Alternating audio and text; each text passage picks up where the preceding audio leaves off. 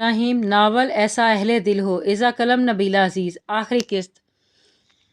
وہ ابھی آفس کے لیے نکلے ہیں، بلاتی ہوں آپ بیٹھیں۔ وہ فون سیٹ کی طرف بڑھنے لگی لیکن عبیر نے اس کا ہاتھ پکڑ کر ساتھ بٹھا لیا۔ انہیں کام پر جانے دو، پھر کبھی چکر لگا تو ان سے ملاقات ہو جائے گی۔ ویسے ان کی کمپنی کافی ترقی کر گئی ہے، ایک تسلسل میں کافی بزنس کیا ہے انہوں نے، اس سال کافی بزنس کیا ہے انہوں نے۔ عبیر شاہ ساری معلومات رکھے ہوئے تھا۔ وہ سر ہلا کر رہ گئی۔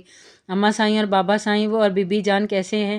بی بی جان تو اب اکثر بیمار رہتی ہیں اور اماں سائیں تم دونوں کو یاد کرتی رہتی ہیں، لیکن پتہ نہیں کیا بات ہے۔ شہرزاد اس واقعے کے بعد بابا سائیں چپ ہو کر رہ گئے ہیں، کچھ بھی نہیں بولتے۔ ہر کام سے ہاتھ کھینچ لیا، ہر فیصلہ، ہر اصول، ہر پنچایت چھوڑ دی ہے۔ وہ خود کو خیام چچا کا تم دونوں کا مجرم سمجھتے ہیں۔ وہ سمجھتے ہیں کہ اتنے سال پہلے ان کے فیصلے اور ضد کی وجہ سے خیام چچا کی جان چلی گئی اور پھر اسی وجہ سے مکتوم لالا بھی ماں باپ کے سائے سے محروم ہو گئے، لیکن پھر بھی انہوں نے ان رسومات سے کنارہ نہیں کیا۔ انہیں شمشاد خان کی بیٹی کی آہ لگی ہوگی، اس لیے ان کی بیٹی کی زندگی بھی تباہ ہو کر رہ گئی۔ عبیر شاہ کی بات سن کر اس کا دل مٹھی میں آ گیا تھا۔ اگر انہیں احساس ہے تو وہ مجھ سے ملتے کیوں نہیں؟ اس کا لہجہ بھرنے لگا۔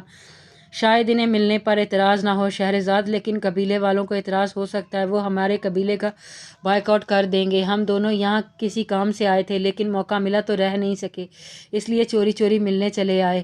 اماں سائیں بھی تمہارے لیے فکر مند تھی۔ یہ قبیلے والوں کا ڈر کب ختم ہوگا؟ وہ رونسی ہوتی جھنجھلا گئی۔ جب میں قبیلے سے باہر اور شہر کی لڑکی سے شادی کروں گا۔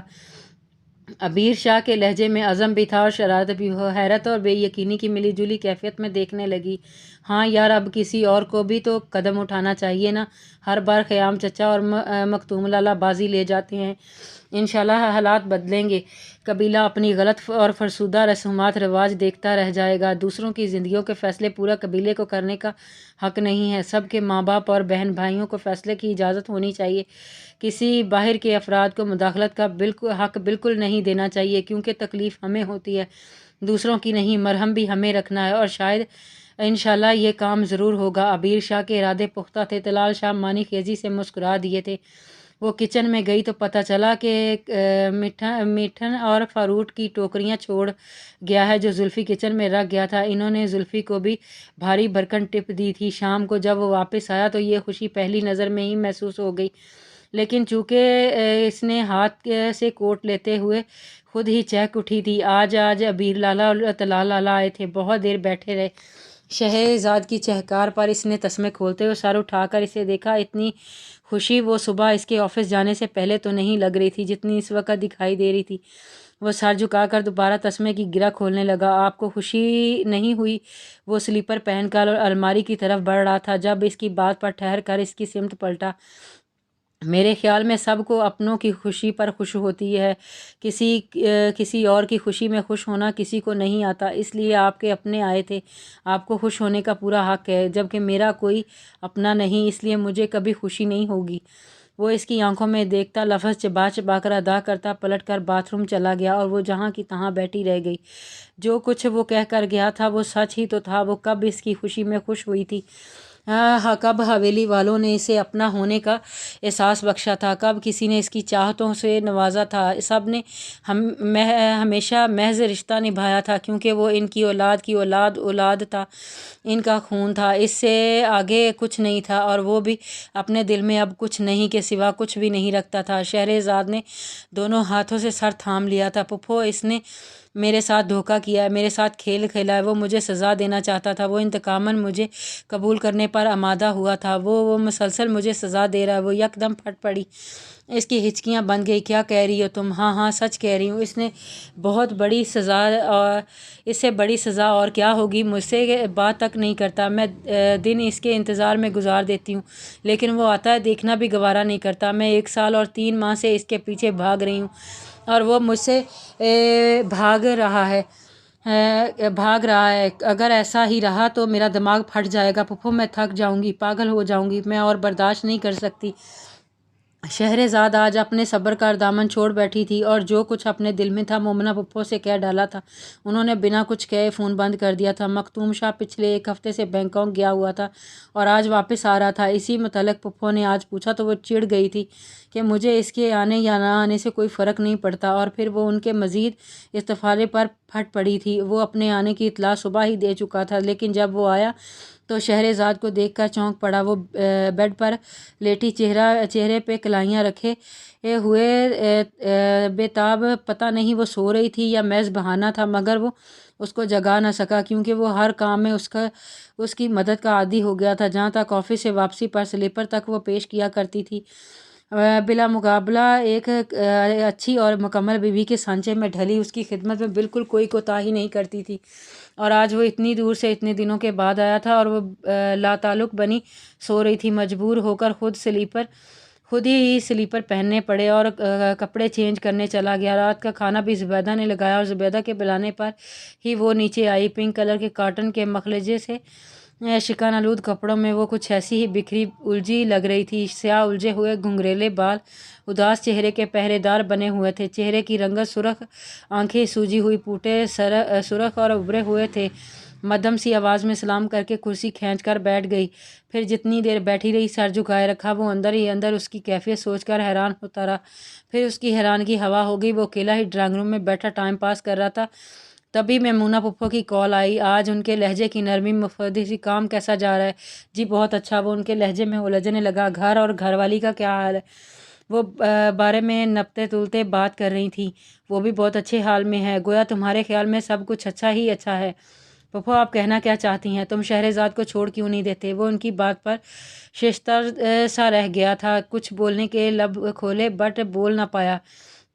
सीधी बात, मुझे लगी लिपटी रखने की क्या ज़रूरत है? जब तुम्हें उसके साथ खुशी नहीं तो क्यों खुद को उसके साथ बांध रखा है, या फिर उसे कैदी बनाकर रखने में ना की तस्कीन होती है?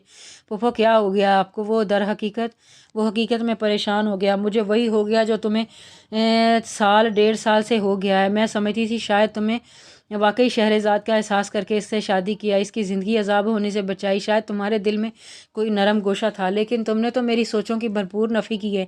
तुमने दरअसल शहरज़ाद को अपने दिल की भड़ास निकालने, इसकी गलतियों की सज़ा देने और इंतकाम लेने के लिए इससे शादी की थी। मैं तुमसे सिर्फ ये कहना चाहती हूँ, अगर इसे यही सज़ा देनी थी अपने घर की चार दीवारी में कैद करके रखना तो क्या वो एक कमरे में की कैद बुरी थी? इसके लिए क्या इस कबीले वालों की सज़ा कम थी जो तुम भी शामिल हो गए? कभी तुम्हें ख्याल नहीं आया वो किन हालात में से गुजर रही है और इसके साथ तुम्हारा रवैया कैसा होना चाहिए? तुम्हें तो इससे मोहब्बत का दावा था, कहाँ गई वो मोहब्बत? क्या वो मोहब्बत भी एक भूल थी या फिर थी ही नहीं, जिसको तुमने लिख लिख कर डायरियों में छुपाया और फिर इन डायरियों को छुपाना भूल गए? आज वो हकीकतें खुलने पर आई तो फट पड़ी, तो गोया वो इसके राज से वाकिफ़ थीं, और इसका मतलब था मीरान बीबी भी इसके हाल दिल से बखूबी वाकिफ़ थीं, बस उसका भरम रखती आ रही थीं। वो हमेशा शहरज़ाद का रवैया देखकर चुप हो जाती थी, वरना दोनों की शादी करवाना इनके लिए मुश्किल तो नहीं था। मखदूम ने इनकी बात सुनकर गहरी सांस खींची और अपने साब ढीले छोड़ दिए थे। अब भला क्या छुपाना बाकी था? बोलो ना, कहाँ गई तुम्हारी मोहब्बत? वो इसकी खामोशी से चिढ़ गई थी। मेरी मोहब्बत अभी भी वहीं है पप्पो। मैं आज भी शहरज़ाद से मोहब्बत करता हूँ और मेरी ये मोहब्बत मेरे साथ कब्र में जाएगी, लेकिन मैं इस मोहब्बत का इजहार नहीं कर सकता, ना अपनी ज़ुबान से, ना अपने किसी अमल से, क्योंकि मैं जानता हूँ कि वो मुझे क्या समझती है और मुझे क्या दर्जा देती है। जिसकी नज़र में मेरे माँ बाप की और मेरी कोई इज़्ज़त और अहमियत नहीं, मेरी मोहब्बत की भला क्या अहमियत होगी? वो वैसे भी ये ज़रूरी तो नहीं कि हर बार मैं अपनी और अपने जज्बों की तौहीन करवाऊँ। वो मेरी है, मेरे पास है, मेरे लिए यही काफ़ी है। आप ये वहम दिल से निकाल दें कि मैं इसे इंतकाम लेने और इसे सज़ा देने के लिए कबूल करने पर आमादा हुआ था। मैं ऐसा सोच भी नहीं सकता, क्योंकि मैं इसके लिए कुछ भी नहीं ना सही, लेकिन वो मेरे लिए सब कुछ है। इसकी इंतहाई तहम्मुल से कही गई बातें मैमूना पप्पो को हैरान कर गई थी। तो फिर ऐसा क्यों कर रहे हो पप्पो? मैंने कुछ नहीं किया। वो अपनी ज़िंदगी जैसे चाहे जिए, मैं इसे रोकने टोकने का सोचूंगा भी नहीं। चाहे वो तुमसे मोहब्बत करे फिर भी। उन्होंने छेड़ा तो वो तलखी से हंस दिया। मखदूम, तुम इससे बदगुमान, जबी तुम्हें उसकी हर अच्छाई में मैं बदगुमान हूँ? पप्पो ये आप क्या कह रही हैं? मैं बदगुमान हूँ? क्या अभी भी मेरा या मेरी बदगुमानी का कसूर है? 10 साल हो गए मुझे इसकी नफ़रत और हकारत सहते हुए। 10 साल उसने मेरी ज़ात की धज्जियाँ उड़ाई हैं। 10 سال اس نے مجھے ہر انداز میں گرایا ہے اور اپنے پرائے کے سامنے مجھے ذلیل کیا ہے۔ میں نظر اٹھا کر بات کرنا بھول گیا تھا، میں ہر مقام سے گر گیا تھا، میں حویلی میں رہ کر کھانا پینا سونا جاگنا خود پر حرام سمجھتا تھا۔ پھپھو مجھے حقیر کر دیا تھا، اس نے مجھے قدموں تلے روندا ہے، اس نے، میں پاگل ہو جاتا اگر مجھے تائی اماں کا سہارا نہ ملتا۔ انہوں نے ہمیشہ میرے زخموں پر مرہم رکھا، انہوں نے ہمیشہ میرے درد کو سمجھا۔ میں بھی شاید پتھر ہو جاتا مگر اس دل میں محبت اور احساس کی رمق باقی تھی۔ میں نے، تائی اماں نے آنسوؤں کا خیال کر کے اس سے شادی کر لی۔ میں اس سے محبت کرتا تھا مگر اسے پانے کا خواب کبھی نہیں دیکھا، کیونکہ میں جانتا تھا میں اس کی نظر میں کیا ہوں۔ اگر میں اس کو پانے کا سوچتا تو زرینہ کے لیے حامی کبھی نہ بھرتا، لیکن یہ بھی شاید اس کے لیے ایک سزا تھی کہ ارغمان کو چھوڑ کر میری بیوی بننا پڑا، ورنہ میں جانتا ہوں کہ اگر زرینہ میرے خواب دیکھ سکتی ہے تو شہرزاد بھی ارغمان کے لیے راضی ہی تھی۔ تو اگر یہ واقعہ نہ ہوتا تو حالات مختلف ہوتے، وہ یقیناً اپنی زندگی میں خوش ہوتی۔ اگر میں نے اسے مجبور ہو کر اپنایا تھا تو اس نے بھی مجھے مجبوری سے ہی قبول کیا تھا، ورنہ مختوم شاہ جسے بے ذات شخص کو شوہر بنا لینے کا وہ کبھی بھولے سے بھی نہیں سوچ سکتی تھی۔ جب یہ سارا سودا ہی مجبوری کا ہے تو پھر میں کیوں خواہ اس پر اپنا حق جتاتا رہوں؟ میں کبھی بھی اس پر مسلط نہیں ہونا چاہتا۔ ہر انسان کی اپنی زندگی جینے کا بھرپور حق ہے۔ میرا دل، میری محبت، میرے خیالات، اس کی نفرت، عداوت اپنی جگہ، اپنی آزادی ہے، جیسے چاہے زندگی گزارے، میرا اس سے کوئی واسطہ نہیں۔ شاید ایسے آپ سے بھی نہیں۔ آپ کو بھتیجی کی فکر ہوئی تو فوراً مجھے ڈانٹ دیا۔ کیا آپ نے کبھی میرے لیے ڈانٹا اسے؟ غصے سے مشتعل ہوتے مختوم شاہ کے آخری جلے بھنے فکرے نے میمونہ پھپھو کا دل مٹھی میں بیچ ڈالا۔ وہ ٹرپ گئی تھیں لیکن وہ فون بند کر چکا تھا۔ وہ تڑپ گئی تھیں لیکن وہ فون بند کر چکا تھا اور صوفے پر گرنے کے انداز میں بیٹھ گیا تھا۔ یوں لگ رہا تھا جیسے آج اس کے وجود پر تھکن کا بہت بڑا پہاڑ ٹوٹ پڑا ہو اور وہ اس پہاڑ تلے دبتا چلا جا رہا۔ اس کی کیفیت بے پناہ بوجھل ہو گئی تھی، جسم و جاں پر شائستگی غالب آنے لگی تھی، اور یہ شائستگی تو کئی سالوں سے اس کے دل کا حصہ بنی ہوئی تھی، لیکن گزشتہ سال 1.5 سال سے اس میں اضافہ ہو گیا تھا اور آج تو موبائل دوبارہ بجنا شروع ہو چکا تھا۔ اس نے بند آنکھوں کے باوجود موبائل کا کینسل کا بٹن دبا دیا اور ہر طرف خاموشی ہو گئی تھی۔ کچھ دیر بعد پھر اس کا شور شروع ہو گیا اور اس نے بنا دیکھے کان سے لگا لیا تھا۔ دیکھو بیٹا، تم اپنے مقام پر غلط نہیں ہو، مگر جو گزر چکا ہے اسے بھلا دینا ہی بہتر ہے۔ وہ جیسی بھی تھی اب تمہاری بیوی ہے اور تمہاری بیوی بن کر اسے کوئی ملال نہیں ہے۔ وہ بہت خوش ہے اور اپنی گزشتہ غلطیوں اور کوتاہیوں پر نادم ہے۔ وہ غلط تھی جبھی آج تک تمہارے سامنے اس کی نظر جھکی رہی ہے۔ تم نے جو کہا، جو کیا، اس نے شکایت نہیں کی۔ دیکھو بیٹا، ضروری نہیں ہے ہر محبت کرنے والے کا دل اور صبر تمہارے جیسا ہو۔ وہ نازک احساسات رکھنے والی نازک لڑکی ہے، زیادہ دیر محبت میں بے رخی نہیں سہ سکتی۔ جہاں تم نے اتنے سال اپنے دل اور ظرف کو وسیع رکھا ہے وہاں اب ایسا کرنے میں بھی کنجوسی مت کرو۔ وہ تمہارے لیے زمین بن گئی ہے، ان کا آسمان بن جاؤ، اسے مان بخش دو اور اپنی محبت کو صرف ڈائریوں میں نہیں دلوں میں لکھنے کا فن سیکھو۔ محبت کاغذوں میں رہی تو بسیدہ ہو جائے گی، دلوں میں رکھو گے تو تازہ رہے گی۔ اور ویسے بھی آج کل اس حالت میں اسے تمہاری محبتوں کی تازگی کی اور اپنائیت کی ضرورت ہے۔ اس کا خیال رکھو، تمہارا ہی فائدہ ہے۔ ڈاکٹر نے بتایا کہ وہ کمزور ہے، ذہنی دباؤ بھی ہے۔ کل اس کا دوبارہ چیک اپ کروانا اور دوبارہ شکایت کا موقع نہ دینا، کیونکہ وہ اب پہلے والی شہرزاد نہیں ہے اور وہ اب صرف اور صرف تیری دیوانی ہے۔ اور اس کی دیوانگی کا یہ حال ہے، تمہاری ایک ایک بات اور ایک بے رخی بتا کر رو رہی تھی۔ وہ صبر کرنے والوں میں سے نہیں ہے اور نہیں سہ سکتی۔ جو ہو گیا محبت کے صدقے بھلا دو، اللہ تمہیں خوش رکھے گا اور تم انشاءاللہ بہت کامیاب زندگی گزارو گے۔ بس دل صاف اور کشیدہ کر کے دیکھو۔ انہوں نے اللہ حافظ کہہ کر فون بند کر دیا تھا، لیکن مختوم کے لیے تو حیرتوں اور بے یقینیوں کے جہاں چھوڑ گئی تھی۔ ان کے الفاظ اس کے دماغ میں ہلچل مچانے لگے تھے، ایک ایک لفظ ذہن کے پردے پر ناچ رہا تھا۔ محبت، شہرزاد، شکایت، حالت، ڈاکٹر، چیک اپ، دیوانگی، صبر، صدقہ، ایک ایک لفظ پر چکرا رہا تھا۔ پھر جھٹکے سے اٹھ کر ڈرائنگ روم سے اپنے بیڈ روم کی طرف بھاگا تھا اور اندر آیا تو قدم تھم گئے۔ وہ قالین پر بیڈ سے ٹیک لگائے بیٹھی، گھٹنوں میں منہ دیے دھواں دھار رو رہی تھی۔ مختوم کو اس کے رونے کی سمجھ نہ آئی۔ وہ قریب چلا آیا۔ شہرزاد، ابھی اس نے پکارا ہی تھا کہ وہ سچ مچ بکھر گئی۔